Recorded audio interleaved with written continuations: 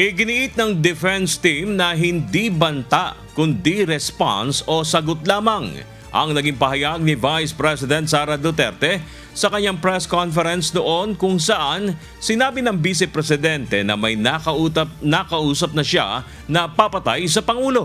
Sa cross-examination ng defense lawyer na si Attorney Mark Binluan kay NBI BARM Regional Director Attorney Jeremy Lotok, tinalakay na ang tungkol sa Article 4 ng Articles of Impeachment na tumutukoy sa umano'y matitinding pagbabanta ng Vice Presidente laban sa buhay ni Pangulong Ferdinand Marcos Jr., First Lady Liza Araneta Marcos at former House Speaker Martin Romualdez. Pero paliwanag ni Attorney Binluan, ang mga pahayag na ito ni VP Duterte sa isang press briefing ay maaring hindi ituring na banta kundi pawang sagot lamang nito sa question and answer. It is our position that the statements made by the Vice President were not threats in the first place.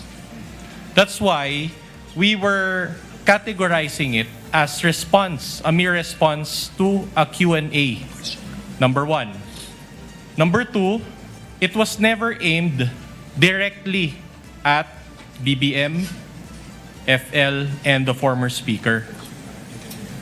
In other words, had they not watched the video, for example, they wouldn't have known about it. So in other words, Your Honor, there was no threats to begin with. And so even the discussion on the elements is not really applicable insofar as determining the innocence or guilt of the Vice President. Nanindigan ang depensa na hindi naman masasabi na nagbanta ang Vice Presidente dahil hindi naman niya napanood ng first couple at ni Congressman Romualdez ang nasabing video kung saan ito inihayag ni VP Duterte.